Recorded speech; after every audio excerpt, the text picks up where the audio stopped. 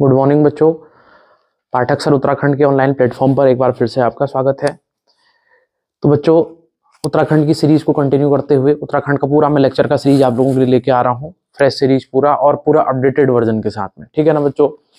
तो कल बच्चों हमने लास्ट क्लास में बात की थी प्रागैतिहासिक उत्तराखंड की, यानी कि प्री हिस्टोरिक एज की उत्तराखंड में।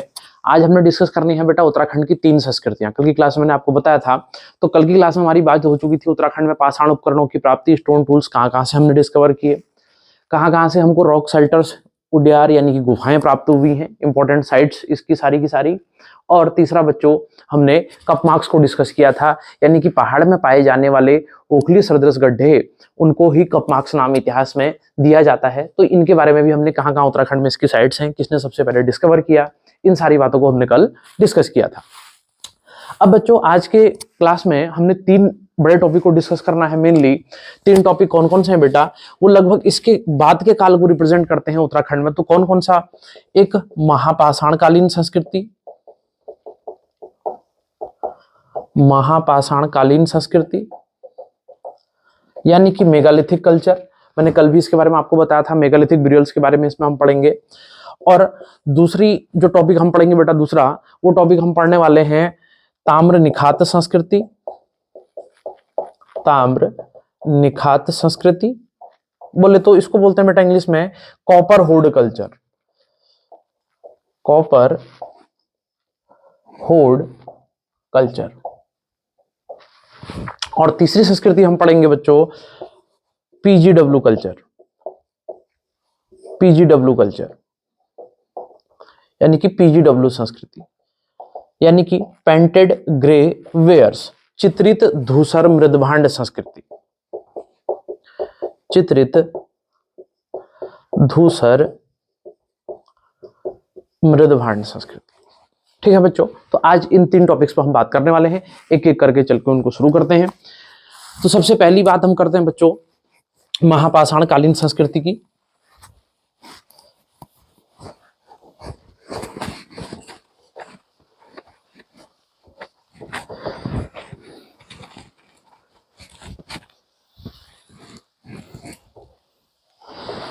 क्या क्या इसमें आता है देखते हैं। महापाषाणकालीन संस्कृति, मेगालिथिक कल्चर, इंग्लिश में इसको बोलते हैं बच्चों मेगालिथिक कल्चर। अब मेगालिथिक कल्चर इसको क्यों बोला जाता है?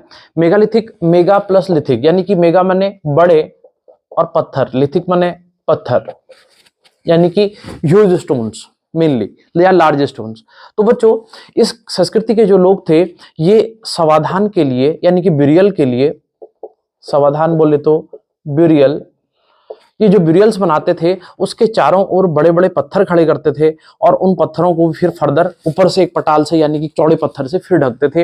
इसलिए इस संस्कृति के लोगों को महापाषाणकालीन संस्कृति के लोग नाम दिया गया है, या इस संस्कृति को महापाषाणकालीन संस्कृति कहा गया है। अगर हमसे ये सवाल पूछा जाएगा कि उत्तराखंड में महापाषाणकालीन संस्कृति की जो साइट्स हैं वो कौन कौन सी हैं, तो इसी से हमारा वो पूरा का पूरा कवर हो जाने वाला है। तो इसकी साइट की हम बात करें तो पहली साइट आती है बच्चों इसकी मलारी। कहाँ? मलारी। मलारी इस साइट को 1956 में डॉक्टर शिव प्रसाद डबराल ने डिस्कवर किया था, डॉक्टर शिव प्रसाद डबराल ने डिस्कवर किया था। और उसी समय डॉक्टर शिव प्रसाद डबराल ने यहां पर कुछ समाधानों की खोज की थी, यानी कि बड़े बड़े ब्यूरियल्स की खोज की थी, समाधानों की खोज की थी। और मलारी की जो ज्योग्राफिकल लोकेशन है बच्चों, चमोली जिले में पश्चिमी धौलीगंगा की घाटी में स्थित है। पश्चिमी धौलीगंगा घाटी में स्थित है। क्या? मलारी कहां पर स्थित है बच्चों? ये पश्चिमी धौलीगंगा घाटी में स्थित है। वेस्टर्न धौलीगंगा क्यों बोलते हैं? क्योंकि उत्तराखंड में 2 धौलीगंगा रिवर्स हैं। ईस्टर्न धौलीगंगा यानी कि पूर्वी धौलीगंगा जो पिथौरागढ़ की धौलीगंगा है, काली की सहायक नदी, और वेस्टर्न धौलीगंगा ये अलकनंदा की सहायक नदी है बच्चों। इसी पर विष्णुप्रयाग है, उसको भी हम आगे ज्योग्राफी में पढ़ने वाले हैं। अब देखो, उसके बाद 1956 में जब इन्होंने इस साइट को डिस्कवर किया, इसके बाद बच्चों 2 ईयर इंपॉर्टेंट है, ध्यान रखना, एक 1983 और 2001। इन 2 ईयर्स में यहां पर HNBGU, अगेन ये नाम आ गया, हेमवंती नंदन बहुगुणा गढ़वाल विश्वविद्यालय के पुरातत्व विभाग ने यहाँ पर बच्चों खुदाई करवाई। एक बार कराई 1993 में और दूसरी बार कराई 2001 में, ठीक है, सॉरी 1983 में और दूसरी कराई 2001 में। अब इसकी इंपॉर्टेंट फाइंडिंग्स क्या क्या थी बच्चों, यहाँ की फाइंडिंग्स मैं आपको बताता हूं। देखो नंबर 1, यहां से महापाषाणीय समाधान यानी कि मेगालिथिक ब्यूरियल्स प्राप्त हुए थे। इसके साथ में एक 5.2 kg का सोने का मुखौटा प्राप्त हुआ था।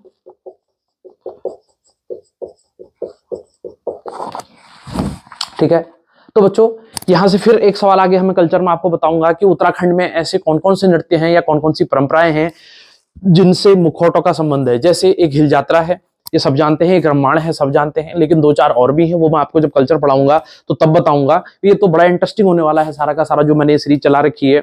आप इसमें कनेक्ट रहिए, डेली इसको देखिए और सारे के सारे अपडेट्स मैं आपको इसमें सब देने वाला हूं। आपको मैं इतना आपको प्रॉमिस करके कह रहा हूं कि अगर आप ये पूरी सीरीज को ढंग से पढ़ लेंगे तो उत्तराखंड किसी भी एग्जाम में हो 70 से 80% उत्तराखंड आपका कंप्लीटली कवर हो जाएगा।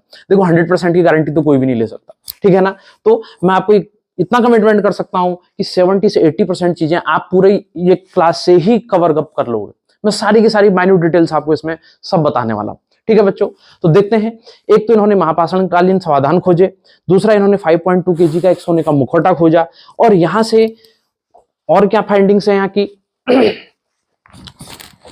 यहां से बच्चों हत्थेदार बर्तन प्राप्त हुए, हत्थेदार मृदभांड यानी कि हैंडल्ड पॉटरी मिली हमको यहां से। और ये हत्थेदार मोनाल, ये जो हत्थेदार मृदभांड है, इसके जो हत्था है बेटा, इसके हत्थे पर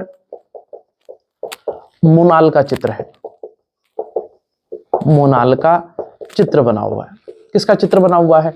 मोनाल का चित्र बना हुआ है। कहां से? मलारी से ये हमारे को फाइंडिंग मिल रही है सारी की सारी, ठीक है ना बच्चों। दूसरा, यहां पर मानव के साथ भेड़ तथा जुबू बेटा एक तिब्बती बैल या याक इसको हम कह सकते हैं, जुबू को दफनाने के साक्ष्य प्राप्त हुए हैं,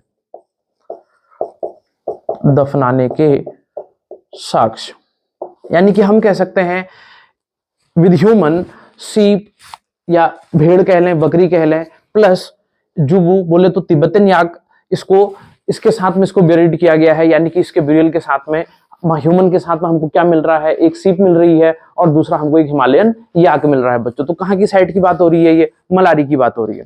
फर्दर और फाइंडिंग्स, अब देखो यहां पर एक विशेषता और है बच्चों, जो मनुष्य के शवों को लिटाया गया है, शवों को मुंह के बल लिटाया गया है, मुंह के बल लिटाया गया है।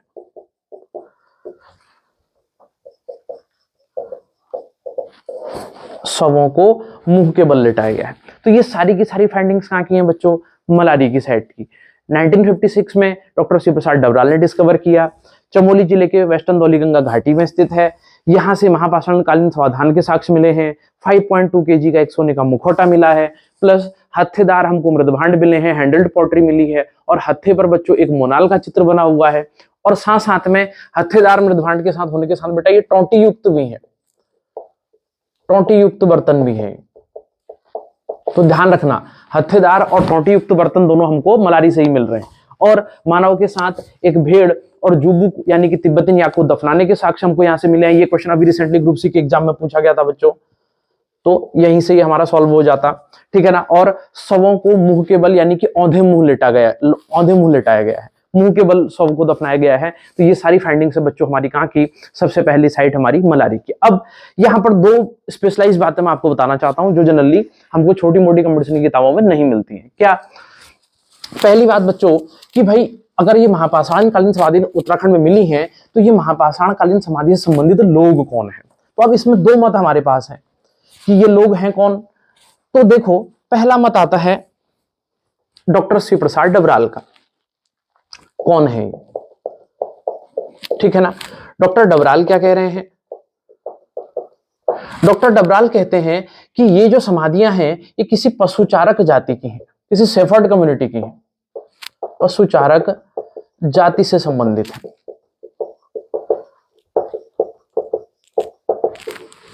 किससे मान रहे हैं डॉक्टर शिव प्रसाद डबराल? ये कह रहे हैं कि पशुचारक जाति से संबंधित है। क्यों? क्योंकि बेटा ऐसी ही समाधियां हमको किन्नौर घाटी में, पाकिस्तान की स्वात घाटी में और मध्य एशिया में, यानी कि सेंट्रल एशिया में, यहां से भी हमको इस प्रकार की समाधियां मिली हुई है। तो डॉक्टर डबराल कहते हैं कि ये पूरी सेंट्रल एशिया तक ही कनेक्टेड कोई सिविलाइजेशन होगी और जो किसी पशुचारक जाति से संबंधित रही होगी, तो उन्हीं की ये समाधियां प्राप्त हुई हैं। क्यों? क्योंकि भेड़ और याक को दफनाने के साक्ष्य के आधार पर मुझे लगता है कि डॉक्टर डबराल ने ये बात कही होगी। अब दूसरा मत हमारा जो आता है बच्चों, ये आता है राहुल सांकृत्यायन का। राहुल सांकृत्यायन। राहुल सांकृत्यायन जी क्या कह रहे हैं? ये कह रहे हैं कि ये समाधियां तो खसों से संबंधित है, खसों से संबंधित है। अब यहां पर एक नया वर्ड आ गया, खस। ये कौन है? तो बच्चों जो अब हमारा इसके बाद अगला लेक्चर होगा उसमें हम उत्तराखंड की प्राचीन प्रजातियां पढ़ेंगे और उन प्राचीन प्रजातियों में 3 नाम आते हैं, कोल, किरात और खस बच्चों। तो खसों के बारे में हम वहां पर पढ़ेंगे, तब मैं आपको डिटेल में बताऊंगा कि खस कौन थे, इनका कल्चर क्या था, इनकी संस्कृति कैसी थी, इनकी इकोनॉमी का आधार क्या था, क्या इनकी धार्मिक मान्यताएं थी, यानी कि इनके रिलीजियस बिलीफ्स क्या क्या थे। मैं सारा उसको अगले वीडियो में आपसे डिस्कस करने वाला हूं, ठीक है ना। तो यहाँ पर राहुल सांकृत्यायन ने खसों से संबंधित माना है और डॉक्टर डबराल ने पशुचारक जाति से संबंधित माना है। आगे बढ़ते हैं बच्चों।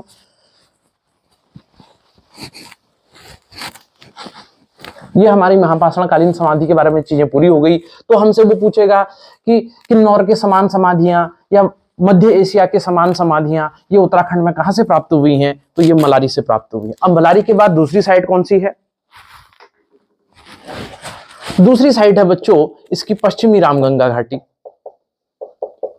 पश्चिमी रामगंगा घाटी, वेस्टर्न रामगंगा वैली। रामगंगा भी उत्तराखंड में 2 है। ईस्टर्न रामगंगा कहाँ? पिथौरागढ़ में बहती है, सरयू की सहायक नदी है। और वेस्टर्न रामगंगा दूधातोली रेंज से निकल करके ये राज्य से बाहर होती है, कालागढ़ होते हुए, ठीक है ना। तो वेस्टर्न रामगंगा घाटी में इनको खोजा है बच्चों डॉक्टर यशोधर मठपाल ने। डॉक्टर यशोधर मठपाल ने कहां पर खोजा वेस्टर्न रामगंगा घाटी में? एक तो इन्होंने खोजा नौला गांव में, ये यहीं के रहने वाले थे, डॉक्टर यशोधर मठपाल यहीं के रहने वाले हैं, तो इसलिए अपने ही गांव के आसपास के एरिया में इन्होंने इन साइट्स को डिस्कवर किया। दूसरा सनड़ा विलेज में, सनड़ा गांव में। और तीसरा बच्चों बसेड़ी गांव में, बसेड़ी गांव में। तो ये 3 साइट्स कहां पर हैं? नौला विलेज, सनड़ा विलेज और Basedi village. 3 sites all are located in western Ramganga valley. और अगर हम डिस्ट्रिक्ट की बात करें तो बच्चों अल्मोड़ा डिस्ट्रिक्ट। कहां? अल्मोड़ा डिस्ट्रिक्ट पड़ जाएगा, ठीक है ना। अब यहां सनड़ा और बसेड़ी से जो समाधियां हमको मिली हैं बच्चों, इसमें 2 प्रकार के समाधियों के प्रचलन है। एक जिसको हम कहते हैं अर्न बरियल्स और एक जिसको हम कहते हैं सिस्ट बरियल्स, यानी कि अर्न बरियल और सिस्ट बरियल। अब इतना डिटेल में हमको जाने की जरूरत नहीं है, बेसिकली ये हिस्ट्री का बहुत डेप्थ वाली चीज है। लेकिन अर्न बरियल और सिस्ट बरियल में मोटा मोटा डिफरेंस क्या होता है मैं ये आपको बता दूं बच्चों।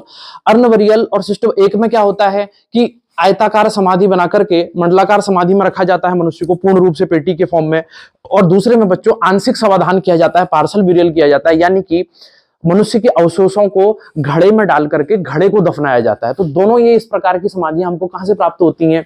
ये हमको सनड़ा और बसेड़ी विलेज, कहां पर बच्चों? जो वेस्टर्न रामगंगा वैली में स्थित हैं। ये दूसरी इसकी इंपॉर्टेंट साइट है। तो यहां पर इसके खोज करने वाले कौन है? डॉक्टर यशोधर मठपाल हैं। Naula village, सनड़ा village, Basedi village, urn burials और सिस्ट बरियल्स के साक्ष्य प्राप्त हुए हैं और अल्मोड़ा डिस्ट्रिक्ट में ही ये सारी की सारी साइट्स पड़ती हैं बच्चों, ठीक है ना। तो ये हो गई हमारी महापाषाणकालीन संस्कृति।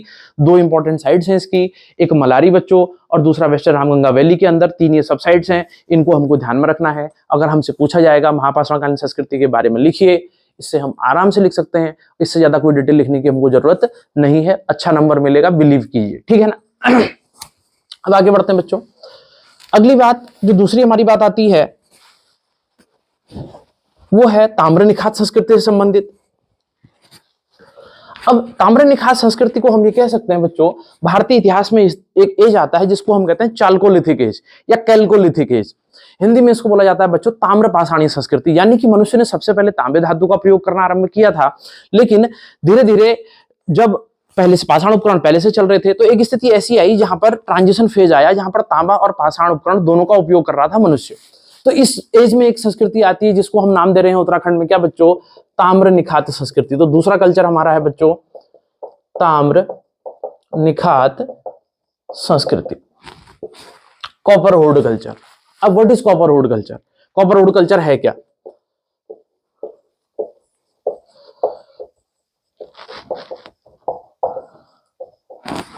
अब इसके हम पहली साइड की बात करें, यानी कि उत्तराखंड में अगर हमसे सवाल पूछा जाए उत्तराखंड में ताम्र धातु का उपयोग करने वाली पहली संस्कृति कौन सी थी बच्चों, तो ये ताम्र निखात संस्कृति थी। ये ध्यान रखना, ठीक है ना।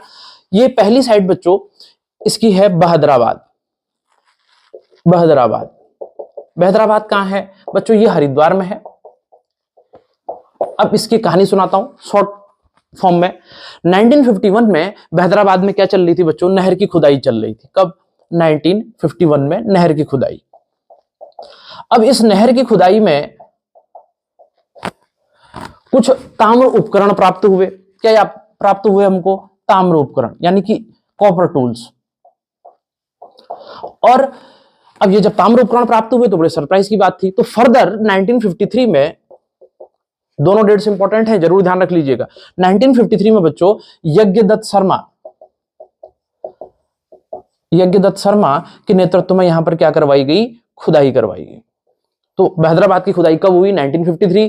किसके नेतृत्व में हुई? यज्ञदत्त शर्मा के नेतृत्व में हुई। तो वहां से बेटा हमको और भी ताम्र उपकरणों की प्राप्ति हुई। तो ताम्र उपकरण में ये पहली साइट है किसकी? कॉपर होल्ड कल्चर की, उत्तराखंड के अंदर। तो कहां? बहदराबाद। और खुदाई करवाने वाले कौन है? यज्ञदत्त शर्मा। क्या प्राप्त हुआ बच्चों? यहां से ताम्र उपकरण प्राप्त हुए, ठीक है ना। अब अगली साइट की बात करते हैं। 3 ही साइट है इसमें।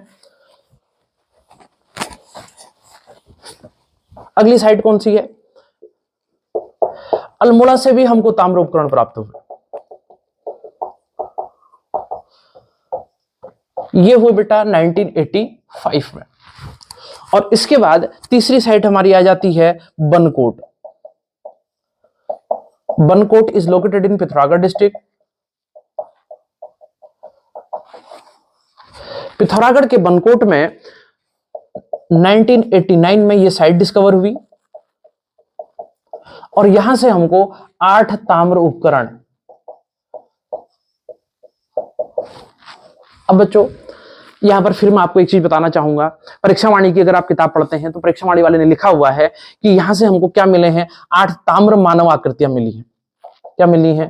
ताम्र मानव आकृतियां। लेकिन एक चीज मैं आपको क्लियर करना चाहूंगा, इस पर काफी रिसर्च हो चुकी है लेकिन अभी तक ये क्लियर नहीं हो पाया है कि ये मानव आकृतियां ही हैं।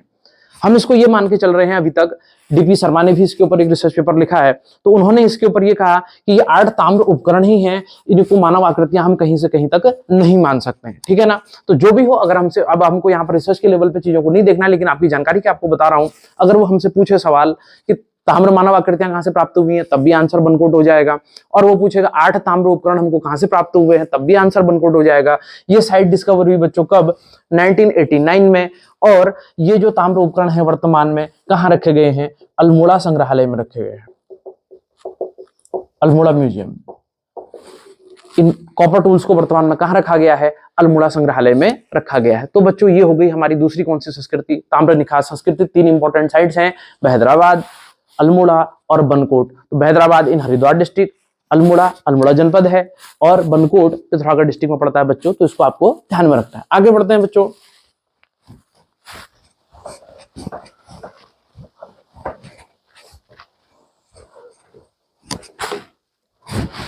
तीसरी संस्कृति अब हमारी, जिसको हम नाम दे रहे हैं चित्रित धूसर मृदभांड संस्कृति। चित्रित धूसर मृदभांड संस्कृति, PGW culture, painted grey wares. अब ये कल्चर क्या है बच्चों? ये कल्चर जो आता है, इसका हम काल देखें तो ये ताम्र निखात संस्कृति के बाद आता है, ध्यान रखना इस बात को, ताम्र निखात संस्कृति के बाद का काल है। और अगर हम भारतीय इतिहास में देखें पीजीडब्ल्यू का संबंध, तो बेटा ये वैदिक काल से माना जाता है, खासकर पूर्व वैदिक काल से। भारतीय इतिहास में ये लास्ट टाइम पर उत्तराखंड पीसीएस के मेंस में ये सवाल आया था कि पीजीडब्ल्यू संस्कृति क्या है, मेरे ख्याल से 125 वर्ड्स में उसने पूछा था इसको। तो सिंपली हमको कुछ नहीं लिखना था, हमें वैदिक एज से कनेक्ट करके इसको लिखना था। उत्तराखंड की संस्कृति के संदर्भ में नहीं पूछा गया था, ये इंडियन हिस्ट्री के कंटेक्स्ट में पूछा गया था। तो बहुत आसान सवाल है, ठीक है ना। जनरली इतने आसान सवाल मेंस में आते नहीं है, लेकिन आया है तो ये हमको लिख देना था, कोई इसमें ज्यादा टफ चीज नहीं है, ठीक है। काल इसका ताम्र निखात संस्कृति के बाद का है बच्चों। और ये जो भारतीय इतिहास में संस्कृति आती है, ये वैदिक काल में आती है। और कहां से इसकी साइट्स हमको ये मिली है, प्रमुख क्षेत्र कहां है। तो उत्तराखंड में पीजीडब्ल्यू कल्चर के साक्ष्य एक तो प्राप्त हुए हैं बच्चों थापली से। थापली श्रीनगर के पास में है, लेकिन आता है टिहरी डिस्ट्रिक्ट में। दूसरा, इसके साक्ष्य हमको प्राप्त हुए हैं पश्चिमी रामगंगा घाटी से। तीसरा बच्चों काशीपुर से, ठीक है। तो इनके साइड्स हमको कहां से मिल रहे हैं, काशीपुर, पश्चिमी रामगंगा घाटी, थापली, टिहरी डिस्ट्रिक्ट में पड़ता है, श्रीनगर के निकट है, श्रीनगर के निकट। और बच्चों एक साइट है इसकी चौथी, पुरोला, पुरोला उत्तरकाशी में। इन 4 स्थानों से हमको क्या हुए हैं, चित्रित धूसर मृदभांड संस्कृति के साक्ष्य प्राप्त हुए हैं। कौन कौन से बहुत इंपॉर्टेंट है, ध्यान में रखना। First one is Thapli near Srinagar, Tehri district में पड़ता है, वेस्टर्न रामगंगा वैली में, काशीपुर क्षेत्र में, और बच्चों पुरोला क्षेत्र में, उत्तरकाशी में। ये 4 जगह हैं जहां से हमें चित्रित धूसर मृदभांड संस्कृति के साक्ष्य प्राप्त हुए हैं, ठीक है ना। और एक बहुत इंपॉर्टेंट क्वेश्चन आपको और बता रहा हूं, ठीक है। जो ये थापली है बेटा, इस थापली से हमको धान की खेती के साक्ष्य भी मिले हैं, धान की खेती के साक्ष्य। कहां से, थापली से, ठीक है। चित्रित धूसर मृदभांड जो संस्कृति है, पीजीडब्ल्यू कल्चर का जो एक साइट है थापली, यहीं से हमको धान की खेती के भी साक्ष्य सबसे पहली बार उत्तराखंड में प्राप्त हो रहे हैं। तो ध्यान रखना, क्या इसमें कौन कौन सी साइट्स हो सकती हैं जो हमसे पूछी जा सकती हैं। तो 3 कल्चर की सारी साइट्स बच्चों मैंने आपको बता दी हैं, इनको आप ठीक से पढ़ के चले जाइए। कोई भी आपका एग्जाम हो, एलटी का हो, एलटी एसएसटी हो, उत्तराखंड आरओ का मेंस का एग्जाम हो, आपका जो ऑब्जेक्टिव टाइप के क्वेश्चंस आते हैं उसमें, उत्तराखंड पीसीएस का प्रीलिम्स हो, यूके ट्रिपल एससी हो, तो सारी की सारी आपको मैं ऑथेंटिक इन्फॉर्मेशन दे रहा हूं, ठीक है। अगर किसी को कोई डाउट हो इस बात पे, तो वो हमको मैसेज कर दे, कमेंट कर दे, pathak-sir-uttarakhand@gmail.com पर वो हमको मेल कर सकता है बच्चों, ठीक है ना। आपके सुझाव हमेशा वेलकम है। और अगली जो लेक्चर में अब जो अगला लेक्चर आपके लेके आऊंगा बच्चों, वो मैं लेके आऊंगा उत्तराखंड की पुरा प्रजातियों पर। उसमें हम कोल, किरात और खसों के बारे में पढ़ेंगे। तब तक के लिए बने रहिए पाठक सर उत्तराखंड के साथ में। धन्यवाद। अगर कंटेंट पसंद आए आपको तो प्लीज लाइक कीजिए, शेयर कीजिए और सब्सक्राइब कीजिए। बार बार मैं भी नहीं कहूंगा, ठीक है ना। अगर आपको अच्छा लगे तो आप सब्सक्राइब कीजिए। और आपको मैं इतना प्रॉमिस करता हूं, अगर आप डेली इसको देखेंगे और अगर आप कंपटीशन की तैयारी करने वाले स्टूडेंट हैं तो आपको बहुत फायदा होगा। 1 से 2 महीने में आपके मैं सारे बेसिक कॉन्सेप्ट उत्तराखंड के अंदर के क्लियर कर दूंगा और आपको बहुत मजा आने वाला है। It's my promise to you. Thank you. Have a good day.